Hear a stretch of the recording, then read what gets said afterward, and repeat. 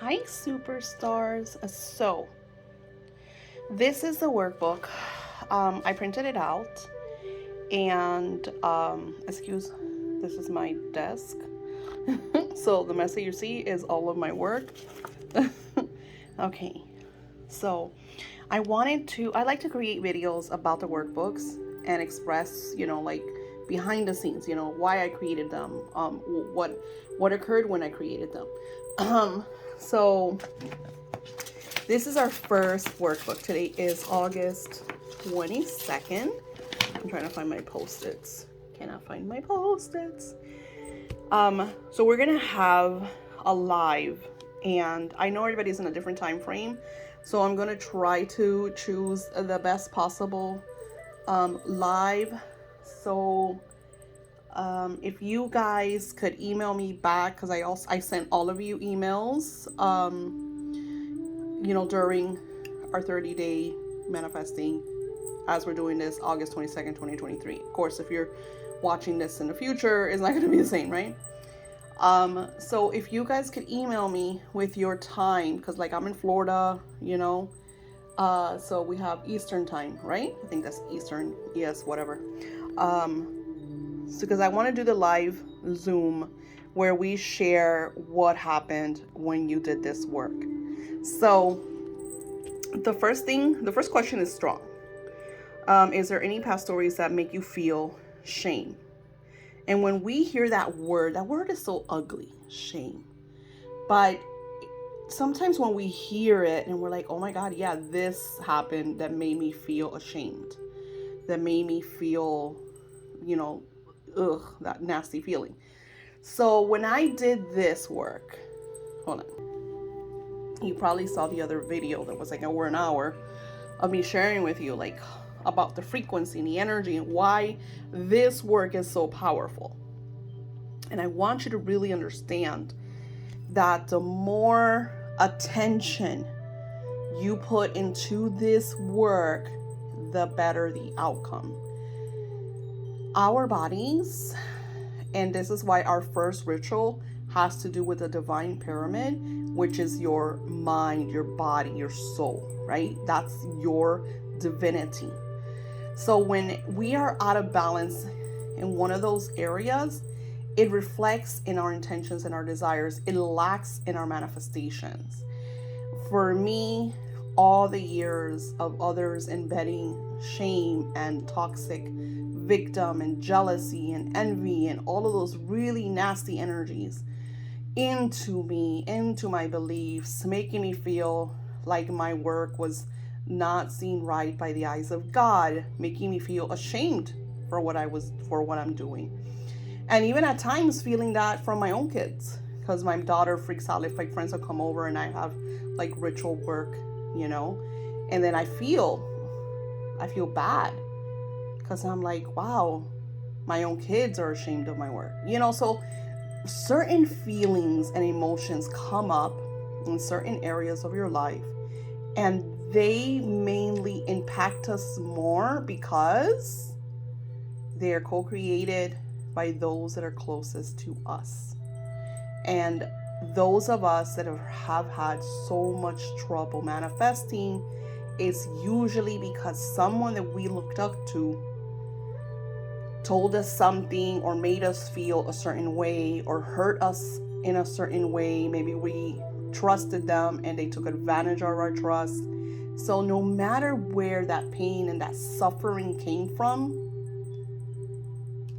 it shows in our lives. It shows in our ability to co-create. Because if you watch the video where I try to really break down what energy is, what frequency is, what your energy and the frequency you are in tuned with creates over your outcomes. If you're trying to manifest and you're trying to do the work, but you're feeling iffy, you're going to get iffy results. So by doing this work and clearing that gunk, you start to realize epiphanies. You start to manifest and it feels so good. Nice. So this one is strong because the word shame is strong. So remember, this is for you. And even if you come to the Zoom and you don't want to share anything, you don't have to.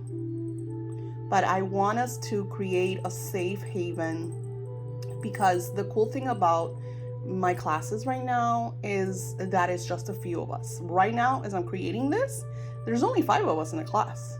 Just 5. Actually, 6 with me. 6 people. That's all there is. I don't know how many will be by the 31st, but they're not going to be part of this, because this is something we're going to do in the next couple of days. I need to know your time zone so I could create the Zoom meetings. They're only going to be 45 minutes, so it gives us all just kind of a little time to share, And not only that, I want to also co-creating Zoom meetings so we could do this work at a whole other level. I'm doing this for clients. I'm doing this for my Etsy, for my Shopify. I'm doing this work. I feel so good because just by me doing this, and I'm going to tell you guys, I cried. I melted. Even as I talk about it, I get emotional.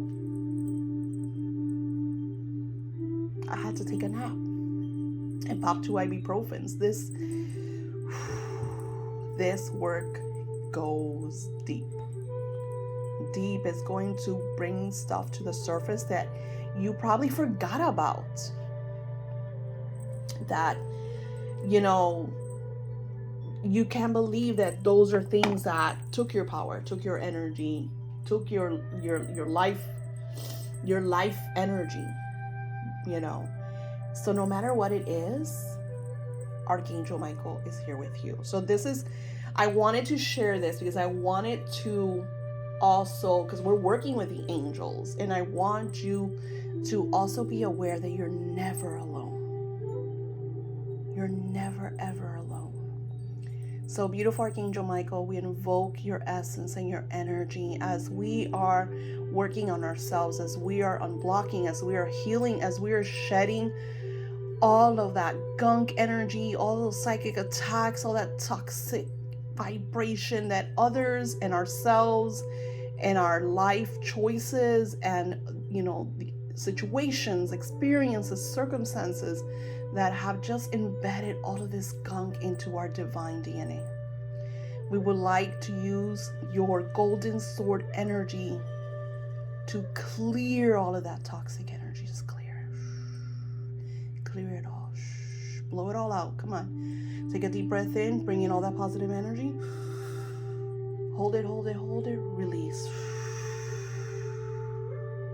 Release all that toxic energy. Release all that shame, all that anxiety, all those blocks. Release, release, release. Let go.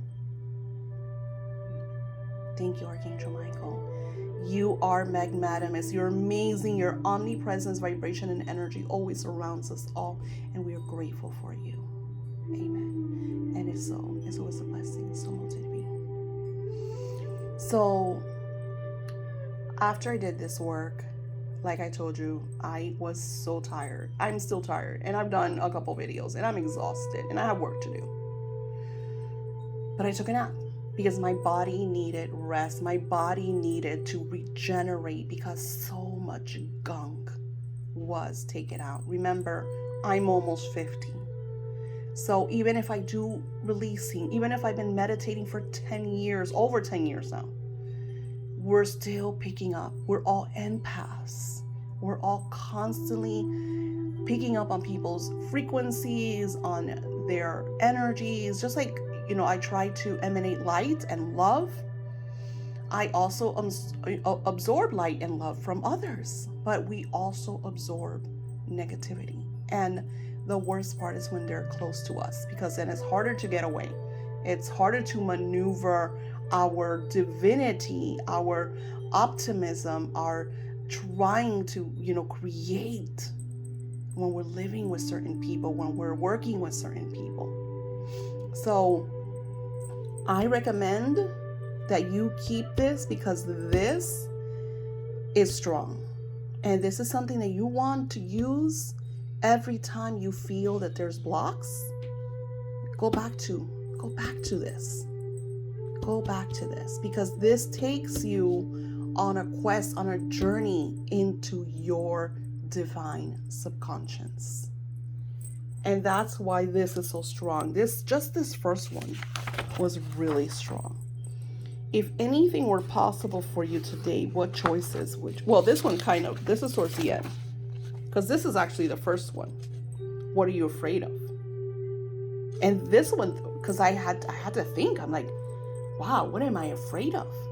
And then it went to like that paradigm that I declared that would never ever happen to me again. I broke that paradigm, but the fear is still there. When things I can't do this or I can't do that, or things are not, seem obscure and whatever, that fear will rise, and I'll be like, wait a minute. So that was me seeing that I still had fear over this pattern that I did nip. I did say, nope, I'm not allowing this, because after a certain amount of time, this pattern would reoccur and I would fall right into that paradigm. And this time, after 3 or 4 times of falling into that paradigm, it's like, whoa, nope, not happening to me again. So these are intense. This one too. What memories from your past make you sad or really bring you down? Sometimes we go into childhood traumas, abuse, neglect, that really, really, have us melting, have us kind of frozen in place, freaking the fuck out.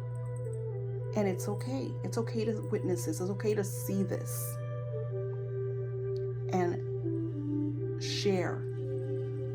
Clear. And then we go into forgiveness. What do you need to forgive yourself for that has been holding tight over you for so long? Because sometimes we can't forgive because somebody hurt us really badly in the past, or still does, or, and it's hard to fucking forgive them. But by you repeating this, by you forgiving them over and over and over, it doesn't mean that you're making it easy on them. It simply means that you're taking your power back.